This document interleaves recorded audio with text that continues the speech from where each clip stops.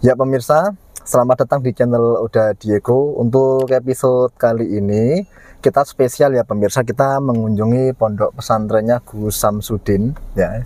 Insya Allah kalau nanti beliau mau diajak collab, nanti kita collab ya. Kalau tidak bisa ya udah kita menghargai ya, bersama teman-teman yang biasa uji nyali, itu yang baru datang ya, nggak mau nampak di kamera. Ini yang biasa host. Halo Mas Yudi.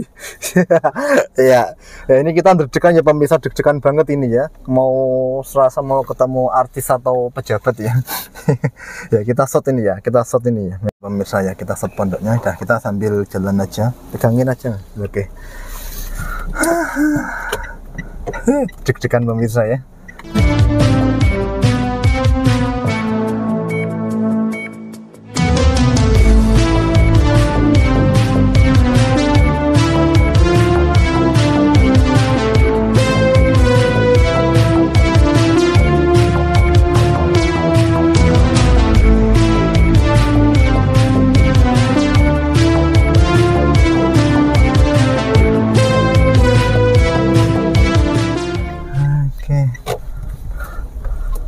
Mas sudah terus. Nah, Tuh. dibuka. Masya Allah. Satpamnya mana ya? Sudah. Silaturahmi. Sedang sholat. Oh, hanya melayani satu tidak Mau silaturahim sama Gus bisa nggak? Jangan diri. Oh ya, berarti ini tidak diizinkan ya? Tidak diizinkan. Tak matikan aja ya berarti. Nah. Oke, tidak diizinkan pemirsa. Maaf Iya, aja. iya. Ya nggak apa-apa. Kita harus ada izin dulu. Oh, iya. Kita nggak- I don't ever slow up, no I don't take shit. I got no love for the fakeness. If you wanna play tough and wanna hate this, I'll always show up. I don't ever slow up, no I don't take shit. I got no love for the fakeness. If you wanna play tough and wanna hate this, I'll always show up and make a statement. I don't ever slow up, no I don't take shit. I got no love for the Nek ngomong gawe iki yo. Suaramu ra mlebu yo padha wae.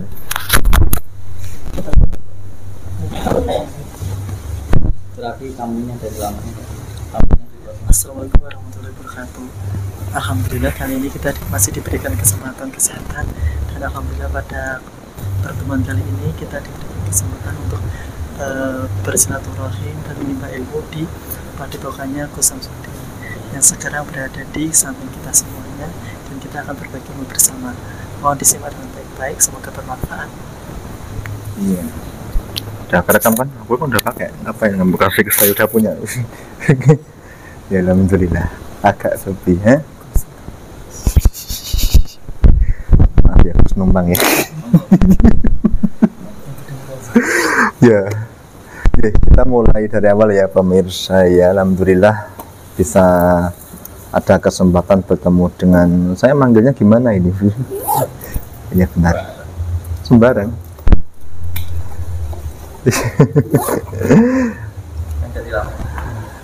Ya bentar ya pemirsa ya. Oke.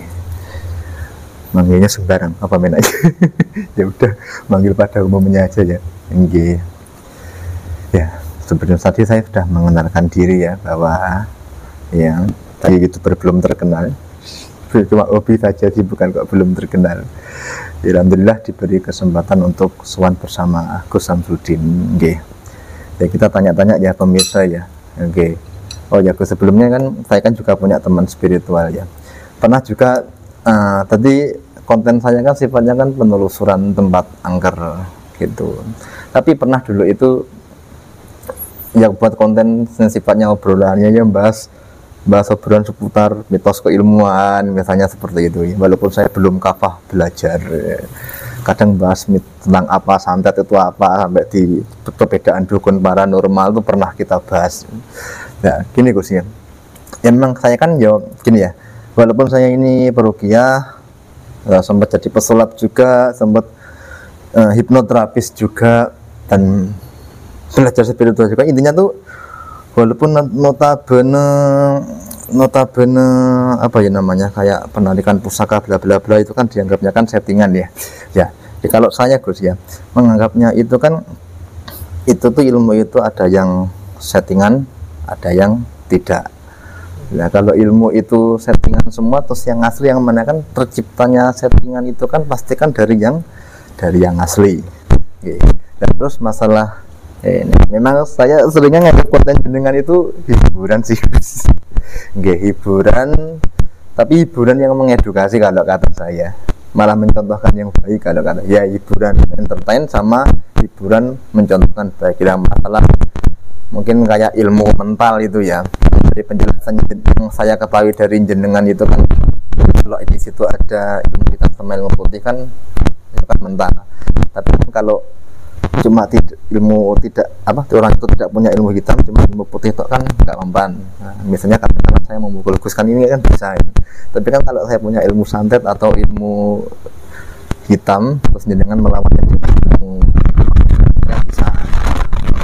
Dan itu kan antara energi, keilmuan sama sugesti dengan hipnoterapi itu kata saya itu nyambung Gus. Dan makanya ruqyah itu kan juga pakai energi ruqyah, energi dari wirid sama dari ayat suci Al-Quran itu Gus. Gimana ya Gus? Kira-kira panjenengan setuju atau tidak dengan apa yang saya utarakan tadi ini? Sependapat apa tidak? Tapi kalau salah monggo dikoreksi. Iya. Semua hal itu kan tergantung dari pandangannya. Dan pandangan seseorang itu dilihat dari keilmuannya. Jadi semua itu tergantung dari keilmuan kita, karena keilmuan itu nanti hubungannya dengan pengalaman. Nanti pengalaman itu juga akan membuat sudut pandang seseorang itu akan berbeda. Oleh sebab itu ya monggo mawon, terserah saja yang menilai, tergantung yang menilai saja, karena setiap ilmu itu nanti berbeda-beda lagi cara pandangannya. Ya kalau cara pandangnya panjenengan begitu ya tidak apa-apa, ya tidak apa-apa. Ya nggak sama ya tidak apa-apa. Macam-macam.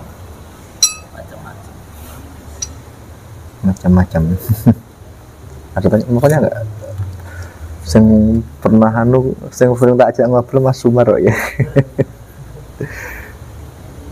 Ya, nah dari referensi teman saya ya, Gus itu kan memang apa ya, kayak itu kan keilmuan ya, beda kayak sulapan ya. Sulapan kan kita kan bisa menyeting dengan segera gitu loh, tapi nek keilmuan kan belum tentu bisa dipamer-pamerkan gitu nggih Gus. Okay. Bahasa kitanya itu manut kersane Gusti, saya banyu ini gitu. Saya banyu ini.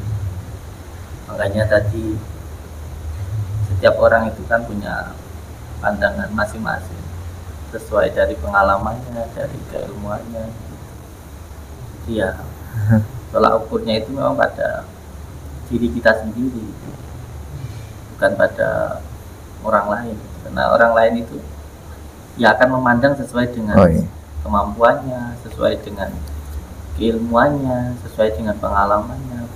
Jadi yang menjadi tolak ukur itu sebenarnya adalah diri kita sendiri.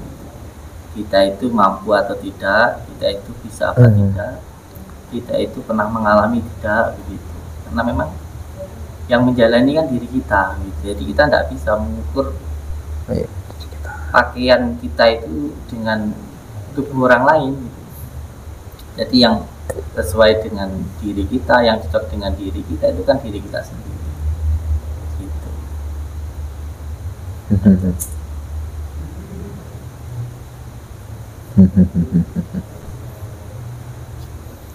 Yang pasti sebenarnya ya sulap, hipnotis, hikmah, ruqyah, gitu. Sebenarnya yang pas begitu, tidak bisa dijadikan satu, karena ilmunya pun berbeda-beda, pakemnya juga berbeda-beda.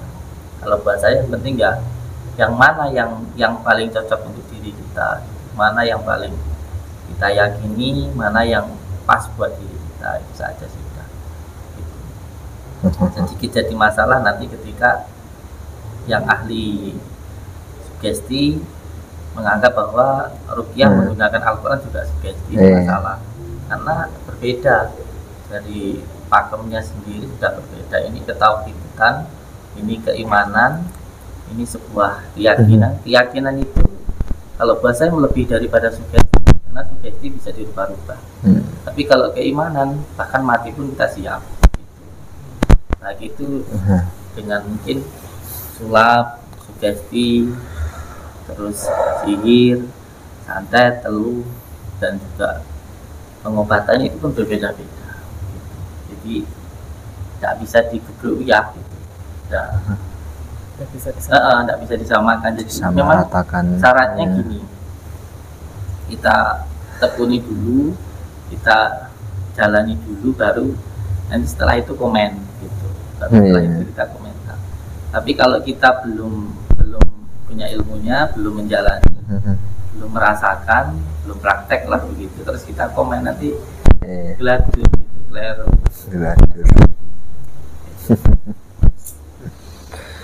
Iya, belum mencoba, tapi sudah menyimpulkannya.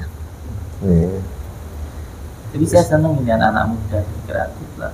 Kreatif. Saya pikir gini, memang ya masih muda itu kan masih dalam mencari jati diri. Ya sama. Saya kan juga pernah muda kan. Jadi berbagai macam hal begitu di jalan sama. Saya dulu juga hampir semuanya saya keburu ya. Semuanya saya anggap sama. Tapi ternyata nanti ketika sudah menemukan satu titik pas untuk diri kita, orang menganggap itu jati diri lah gitu. Itu nanti akhirnya ya tidak gampang komen. Di zaman sekarang itu yang paling berbahaya itu, atau salah satu tirakat saya itu, kalau bisa jangan gampang komen, jangan gampang berkomentar gitu. Tetap gimana, yang baik bisa kelihatan jelek, yang jelek pun juga sekarang ini bisa kelihatan baik gitu. Makanya jauhnya dari guru saya itu yang paling bagus di zaman sekarang itu, jangan gampang terbawa arus gitu. Jangan sedikit komen. Ini bahaya, walaupun toh anggapan kita benar, karena ada sekarang itu banyak. Kayak kemarin yang viral, ada kemarin yang viral. Nah, ketika beliau itu sering komentarin orang, walaupun toh dengan cara yang mungkin kelihatannya tidak wah, tapi selalu ada apapun di komen. Ketika itu pun juga akhirnya kembali ke beliau sendiri yang sebenarnya tidak begitu apa ya, kalau buat saya tidak begitu bermasalah lah, hanya orang jalan estek saja loh kan, dia cuma berjolokan, tapi akhirnya itu pun juga kembali ke beliau juga begitu. Maka jauhnya oleh guru saya itu di zaman sekarang ini, gerakan di zaman akhir seperti ini, yang paling penting adalah jangan sampai terbawa arus, biar enggak keseret. Di zaman sekarang ini yang paling bagus itu adalah masuk ke dalam diri kita sendiri, memperbaiki diri kita. Yang lebih bagus adalah menyendiri. Makanya saya punya YouTube kan yang besar, yang hampir 2 juta itu pun ya belum saya aktifkan. Dan mohon maaf, di dunia YouTube pun sekarang saya hanya berdakwah saja. Dakwahnya pun hanya dengan kata-kata, tidak dengan yang tadi beliau sampaikan tadi. Dan tidak pernah menunjukkan ini lagi yang seru-seru, karena itu menurut guru saya itu saru gitu. Maka sekarang pun yang saya tampilkan hanya ajakan untuk sholat, untuk sholawat gitu saja gitu. Tapi tidak apa-apa, anak-anak muda ini memang untuk mencari jati diri. Yang penting sebenarnya adalah satu menurut saya, yang penting jangan gampang terbawa arus, itu yang pertama. Yang kedua, yang penting ada fondasi keilmuannya.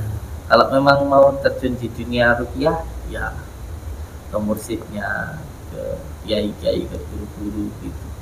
Jadi ada satu yang benar-benar mantep gitu. Makanya saya itu senang megang batu, karena batu itu madep, mantep, antep, netep. Akhirnya nanti bisa dianggap. Jangan semuanya dipelajari, nanti bingung malah. Satu dulu. Kalau dokter itu spesialis itu loh. Apa spesialisnya kita? Gitu. Apa yang mau kita tekuni gitu.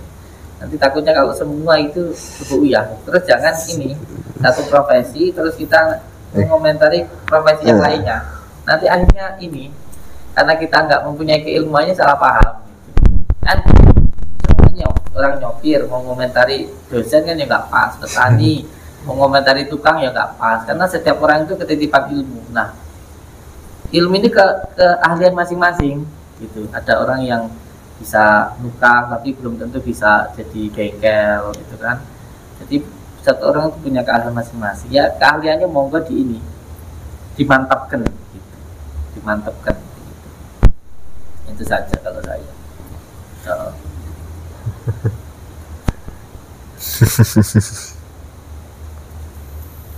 Monggo kalau ada yang mau ditanyakan. Apalagi ya. Mas Maduri coba dulu, Mas Maduri. Sering explore berarti ya. Sering. Nek, sebenarnya beliau tuh baru. Iya. Iya sih. Baru Bonda ganti kostum saya itu. Terserah sih, mengalir aja, walaupun terekam gak apa-apa. Nek ada yang nggak pas dipotong kan bisa. Kadang tuh kita minder tuh karena ada kamera nih. Karena kita merasa bisa mereplay hidup kita.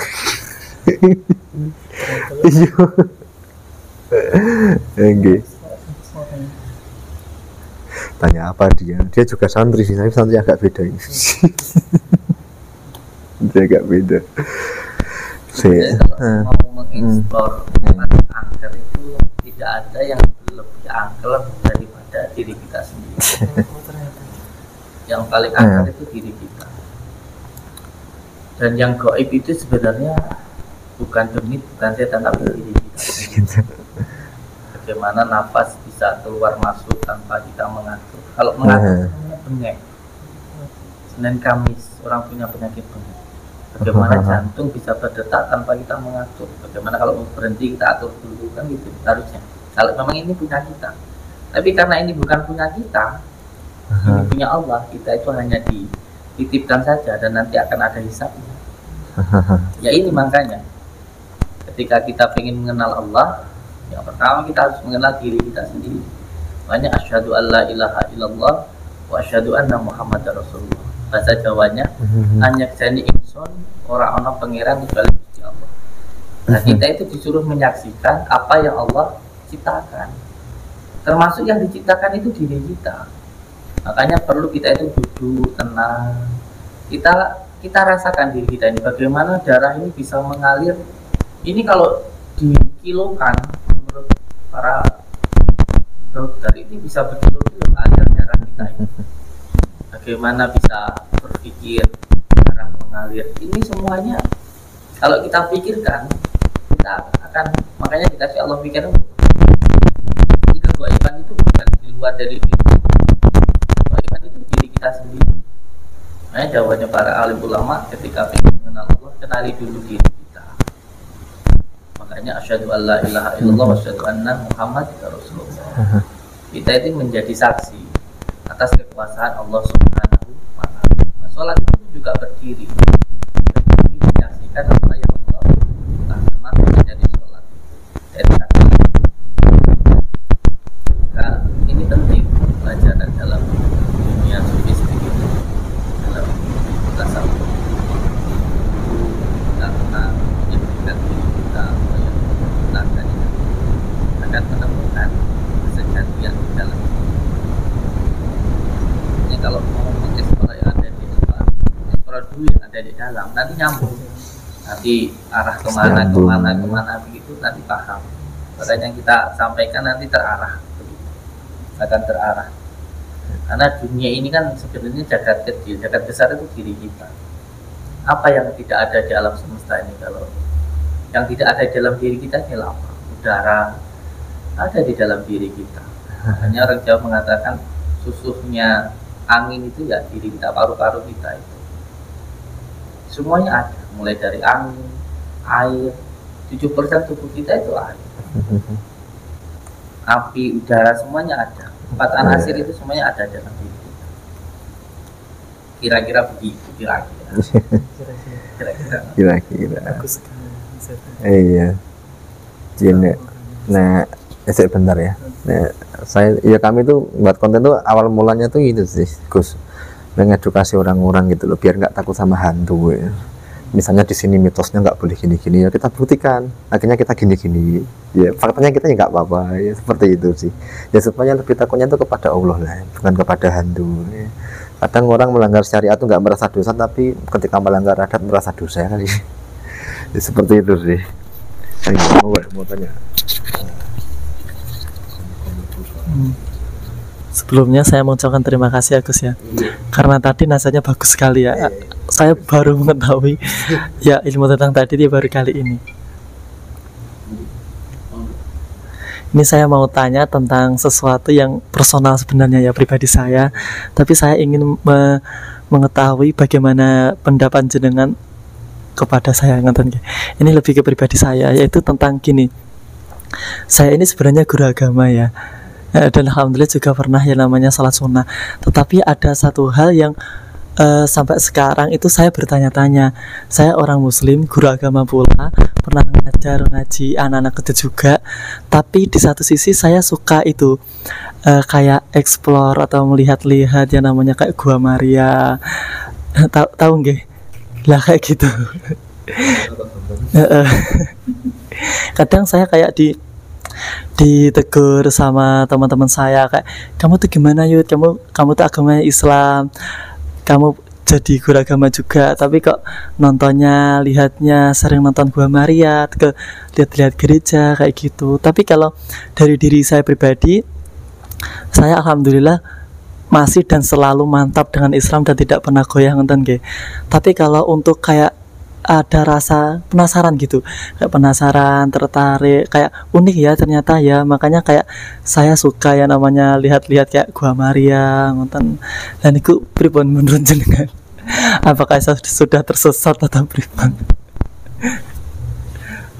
Sebenarnya gini, jenengan itu punya dua kepribadian, satu yang sudah dijelaskan lagi, satu dalam hal yang A, satu yang B. Dan kalau jenengan pahami, memang dalam agama-agama sama itu juga semuanya Islam, agama-agama sama, baik itu Kristen, Buddha.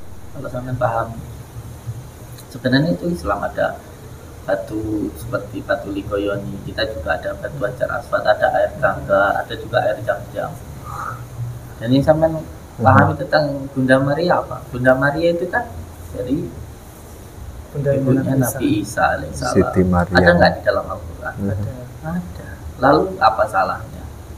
Saya sendiri juga senang dengan yang disampaikan oleh saudara-saudara kita, baik dari agama Hindu, agama Buddha, agama Kristen gitu. Karena sebenarnya ya mereka itu memang agama yang Allah turunkan, tapi sebelum Islam itu datang gitu. Islam itu sebagai penyempurna gitu.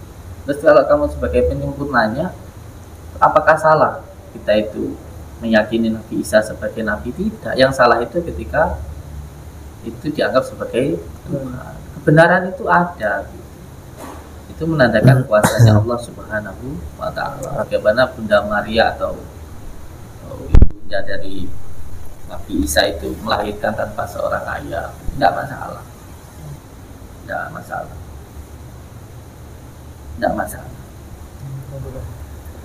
Namun lebih masuk ke dalam saja, untuk itu bukan sesuatu hal yang buruk, bukan sugesti juga bukan. Tapi memang ada ketertarikan di situ, dipahami lagi, pahami tentang seperti apa muafik itu, paham tentang asal muasalah begitu, tentang sejarah begitu, tentang sejarah lebih bagus. Tidak ada masalah, nanti akhirnya tidak fanatik, akhirnya nanti panjenengan itu tidak terikat begitu. Jadi tidak membenci lah begitu, mempunyai Bhinneka Tunggal Ika yang kuat begitu. Ada kebenaran-kebenaran yang bisa jenengan pahami sehingga tidak merasa benar sendiri begitu. Itu penting untuk kita itu jangan merasa paling benar sendiri.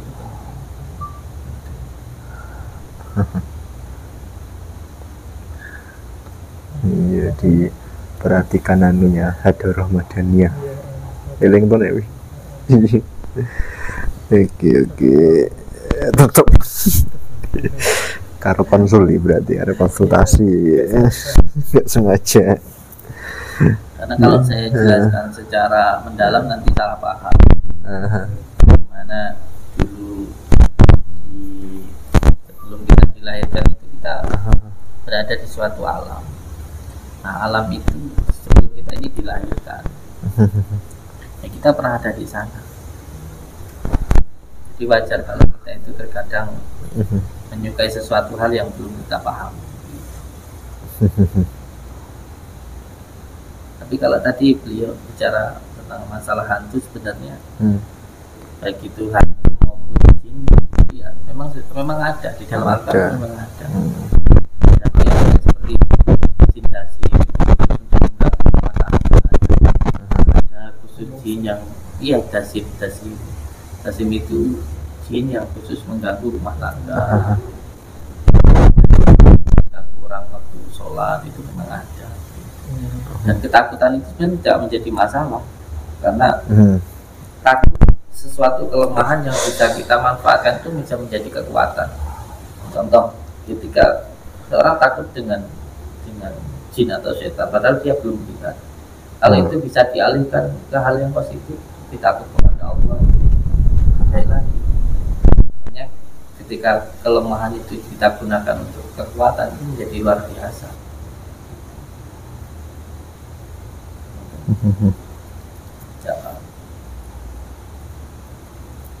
Siap saya ketakutannya kan ganti ya. Ada aku murid kami yang kayak gitu, karena ngeri juga kalau semuanya dianggap bahwa jin itu nggak ada gitu. Itu ya jadi masalah juga. Jadi kami tetap ada tapi nggak boleh takut. Gitu sih.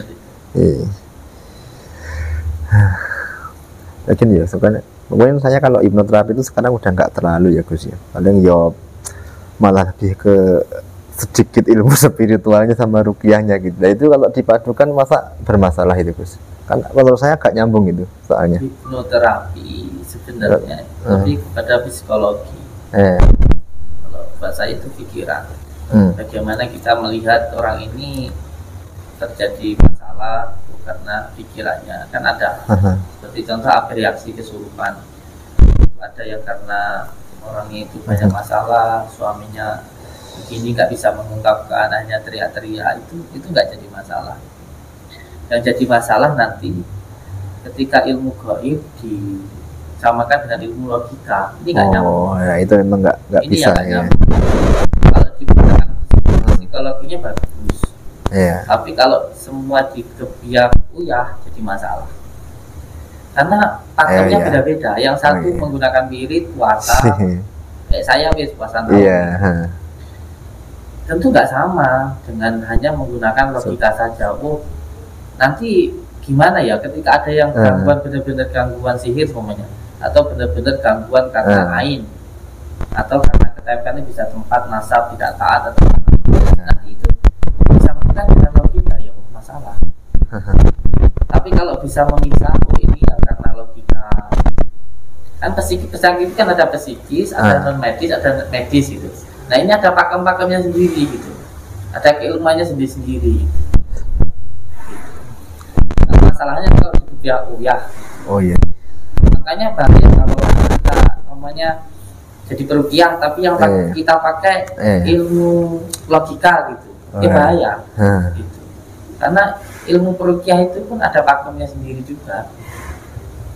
Ya, jadi masalah kan dijadikan satu. Gitu. Kalau memang mau pakai logika ya psikologi, jadi dokter aja itu sekalian. jadi dokter yang bagian psikologi, pikiran kan ada itu.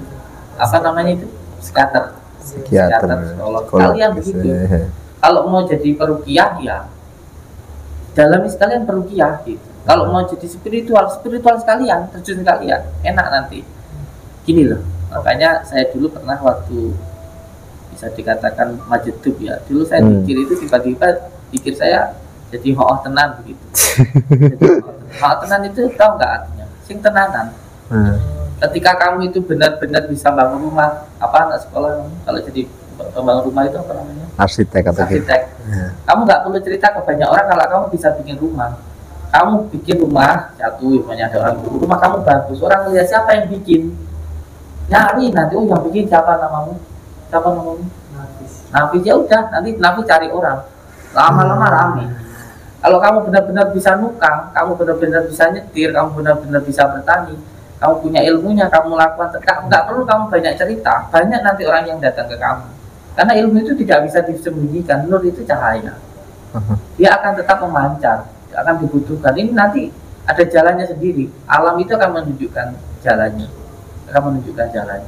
Jadi walaupun ditutupi seperti apapun ya tidak bisa.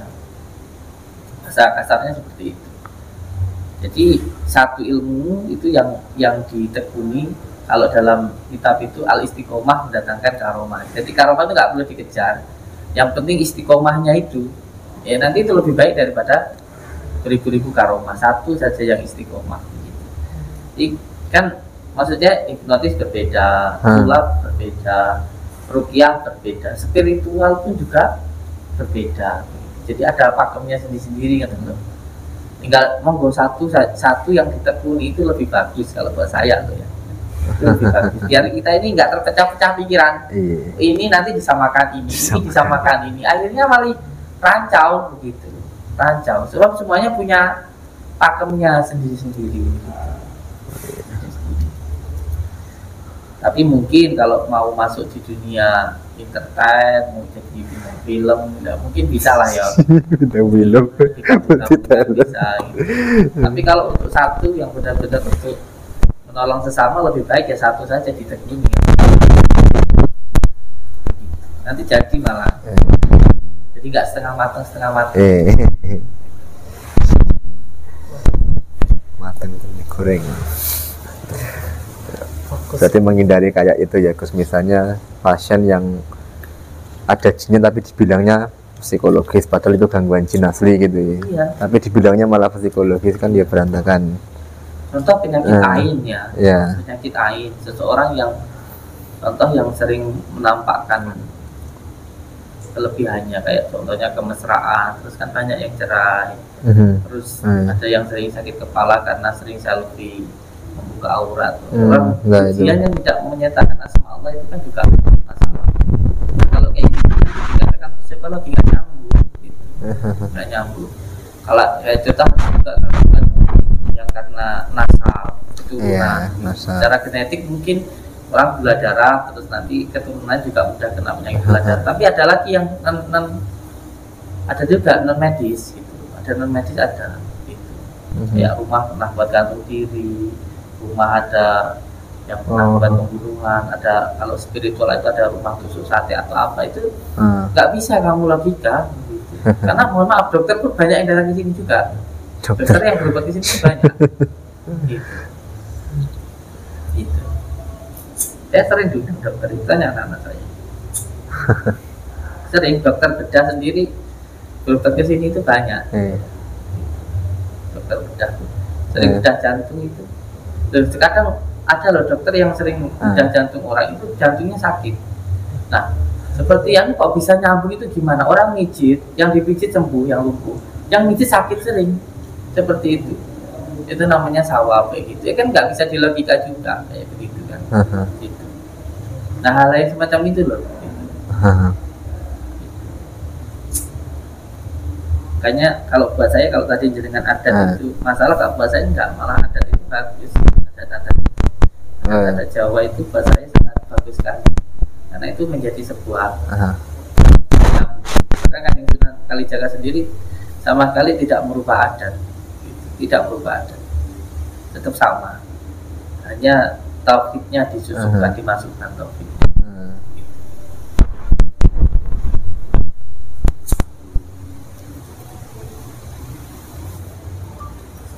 Lebih ke melanggar bahasa aku rotok keliru, mitos maksudnya Gus. Misalnya mitos di juga banyak Riwon. baiknya. Banyak baiknya mitos itu. Seperti jangan menebang pohon, itu kan juga bagus. Karena kalau semua mitos dilanggar, kita hilang budaya kita. Jadi sebenarnya pun mitos budaya itu sangat bagus buat saya, sangat bagus. Tidak ada masalah. Banyak kok yang kayak kita itu tidak boleh duduk di pintu rumah, nanti cucu sulit gitu dan lain sebagainya gitu. Jangan makan sambil berdiri, jangan makan sambil tidur, itu juga penting buat saya.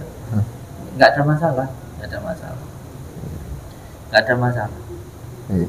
Yang jadi masalah itu kalau dilebih-lebihkan. Nah itu maksudnya. Iya. Ya, banyak kok di ajaran leluhur kita, di ajaran Jawa itu yang itu sebenarnya sangat bagus kan kalau kita terapkan. Contoh kayak makanan saja zaman dulu, orang jarang terkena penyakit. Kalau masak itu ya air direbus, makanan-makanan dimasak. Sekarang kan banyak yang terkena penyakit kanker apa itu kan karena makanan instan. Makanya pun saya sering kok nyuruh istri saya itu mau masak aja pakai kayu gitu, air direbus kayak gitu. Nggak masaknya mbok ya habis masak itu nasi ditaruh kayak mbok kita dulu itu loh, langsung dimakan gitu, basi ya dibuang, itu jangan dinget terus amit majikan kan dinget terus, vitaminnya habis gitu. Makanya orang-orang dulu itu kan awet-awet, umurnya tua-tua begitu. Makan dia ambil daun singkong direbus. Kalau sekarang kan semua serba jadi instan, minum aja amit. Ada anak kecil umur 7 tahun terkena gagal ginjal, minumnya teh botol terus. Nah, dulu kita kan air putih direbus. Jadi enggak, buat saya ya mitos-mitos ajaran leluhur itu baik-baik saja, enggak ada masalah. Enggak ada masalah, baik-baik aja. Nggak ada masalah di situ. Yang penting semuanya itu diteliti, ditelaah dengan hati begitu. Ya ini jangan terbawa arus globalisasi itu. Kurang saya itu malah ya amit ya. Terlalu terbanyak campuran-campuran dari barat gitu loh. Kalau teman pahami ilmu hipnotis itu sebenarnya dari ilmu Jawa kok. Ilmu Jawa. Kalau sampai tahu belajar hipnotis yang dipelajari seperti anchor ya semua nanti ada bau ini nanti di sana biar ingat dengan semuanya itu itu buat saya hal-hal semacam itu sebenarnya dari ilmu Jawa sebenarnya. Kalau perlu Jawa kan perlu ditirakati, perlu puasa. Nah mereka itu mengambil ilmu kita lalu dijual ke kita gitu loh, lalu disambung-sambungkan dengan ilmu kedokteran, ini pikiran begitu. Tapi leluhur kita sudah paham tentang ini dulu sebelum mereka itu menceritakan tentang ini. Jadi maksudnya jangan menyepelekan leluhur kita lah gitu. Wong yang kamu pakai, yang kamu jual ya dari Jawa kok, dari leluhur kita kok. Kalau orang luar negeri bisa mengagumi kita ini dicekoki untuk tidak percaya, untuk tidak menghargai warisan dari leluhur kita. Makanya saya selalu bilang wong Jawa itu kudu njawani lah gitu. Makanya dulu ada Mbah Maimun itu menyatakan ada Islam di Nusantara, maksudnya Islamnya di Nusantara gitu. Kalau kita pahami kan baginda Rasulullah tidak merubah sebuah adat, tidak merubah adat baginda Rasulullah itu. Bagi kita tidak perlu merubah adat Jawa dengan dibuat seperti Arab, itu tidak perlu. Kalau buat saya tetap dengan adat Jawa, enggak umumnya, sopan santunnya, akhlaknya tetap penting.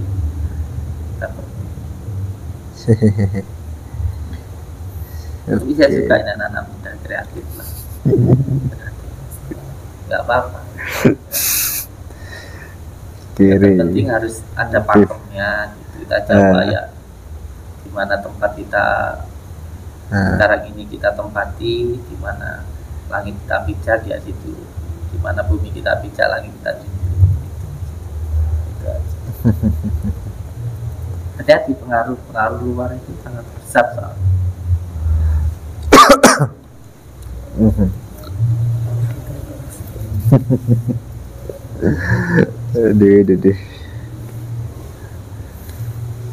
Kalau Kusam sendiri ada itu enggak pembelajaran tentang radar gaib enggak? Radar gaib. Iya, pernah dengar enggak? Atau ada? Seperti tadi ya yang saya bilang. Iya.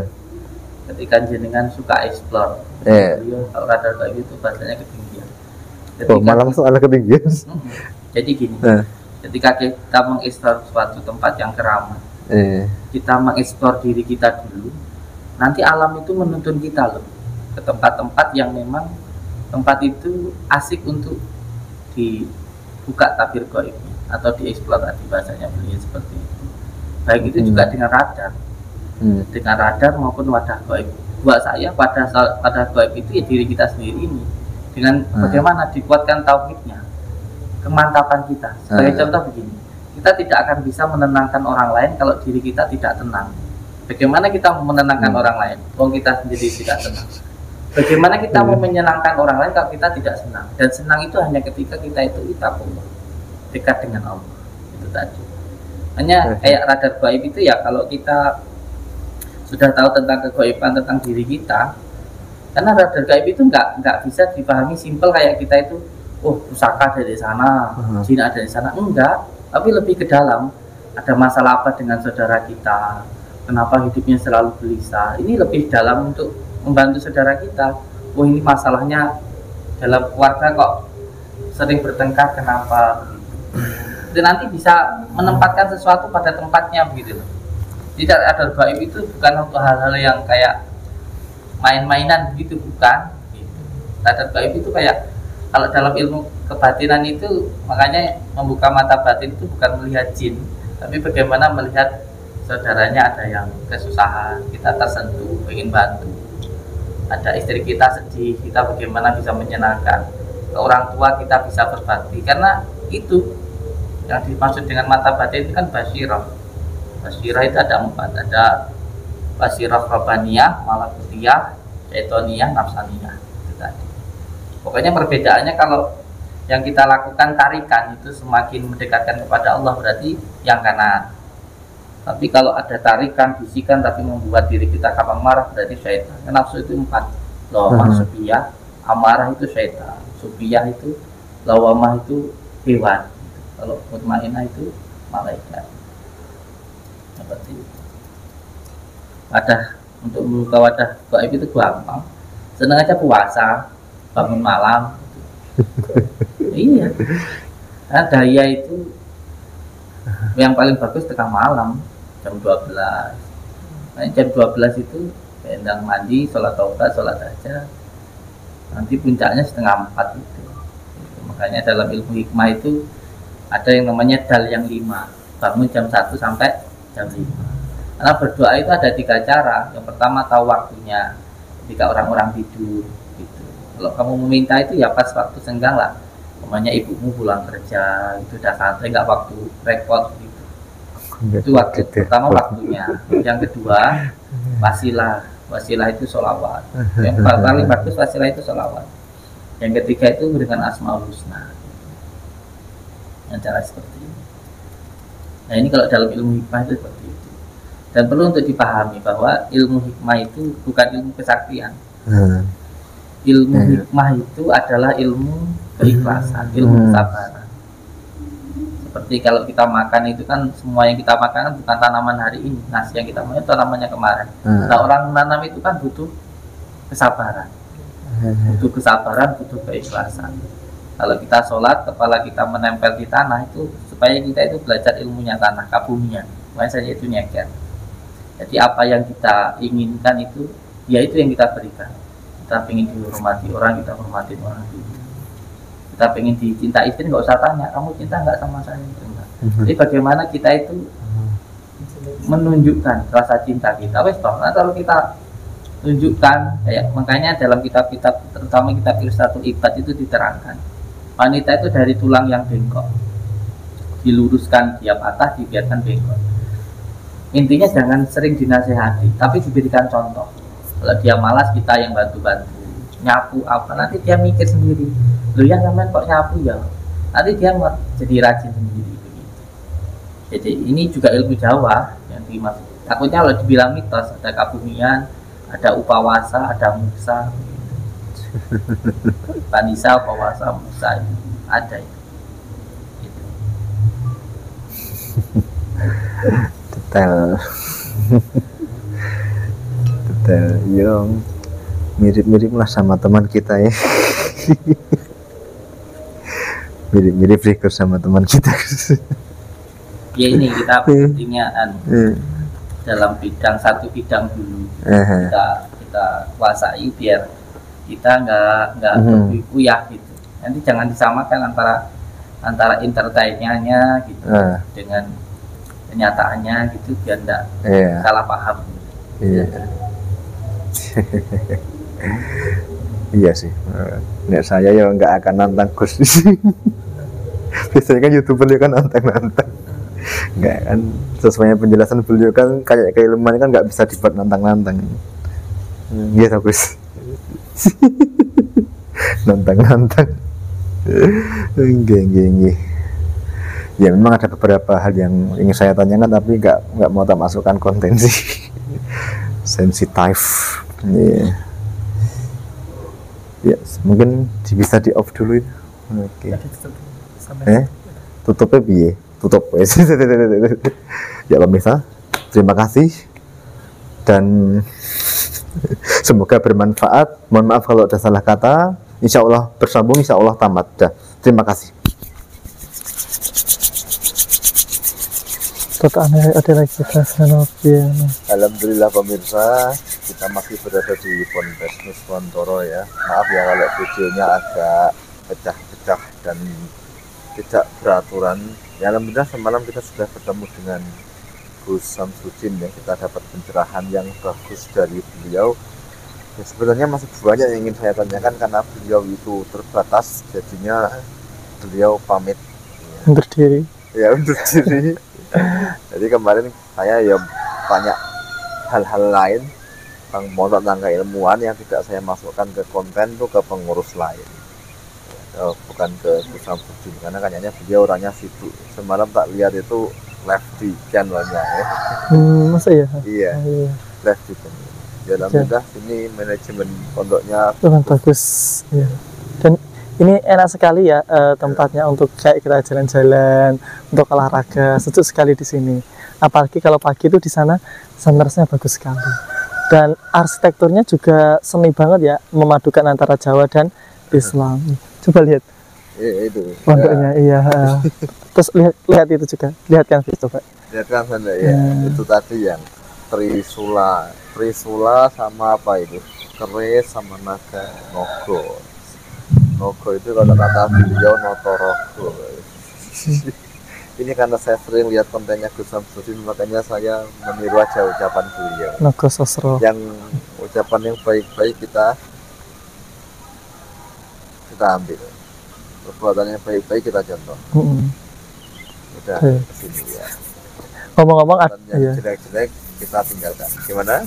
Ngomong-ngomong ada satu quotes bagus yang kemarin saya tangkap dari Gus Samsudin ya. Ada dua deh. Yang pertama, sebenarnya tempat paling angker di dunia ini adalah diri kita sendiri, ya kan? Jadi sebelum melakukan tempat-tempat yang menyeramkan dan juga tempat yang angker, taklukkan dulu diri kita sendiri. Terus yang kedua, apapun yang kita inginkan itu juga yang akan kita berikan kepada orang lain. Jadi kalau kita ingin dihormati, maka ya kita harus menghormati orang lain dan lain sebagainya. Jadi cakep ya, kata-katanya. Udah itu. Ya memang kalau masalah keilmuan sih dari penjelasan beliau menurut saya sih masuk akal ya. Karena kalau keilmuan yang asli, apalagi sifatnya al-hikmah itu tidak bisa dipamer-pamerkan. Dan kemarin juga kami sudah sempat tanya-tanya sama pengurus, itu memang ada beberapa konten beliau itu yang memang ya diedit, di setting gitu ya. Tapi tujuannya ya untuk hiburan. Yang edukasi. Ya ada juga yang asli. Kalau saya sih sudah paham sih mana yang asli, mana yang di setting, mana yang drama itu. Kalau saya sih paham. Sudah bisa menganalisa insya Allah. Ya monggo bagi teman-teman yang pengen berkunjung di sini tempatnya terbuka, nginep juga boleh. Terapi juga monggo. Intinya di sini kan berharap doa sama pengobatan ya, bukan penyembuhan, karena kalau kesembuhan tetap berasal dari Allah Subhanahu wa Ta'ala ya. Jadi berupa dimanapun terserah, yang jelas berharap kesembuhan jangan ke manusia, tapi yang memberikan sakit sama yang memberikan kesembuhan, yaitu Allah. Semua di sini atau dimanapun hanyalah perantara. Baik, terima kasih pemirsa sudah menyaksikan tayangan eksklusif kunjungan ke Pondok Guru Samsudin pada video kali ini. Jangan lupa like, comment, share, dan subscribe channel Udah Diego. Channelmu masih aktif nggak? Ya masih dong. Sama Titi yang ada di bawah sini ya. Travel juga channelnya bos saya yang kadang nongol kadang enggak. Iya. Namanya sesuai hidayah. Iya. Terima kasih. Assalamualaikum warahmatullahi wabarakatuh. Ya, lu pinter lah channel.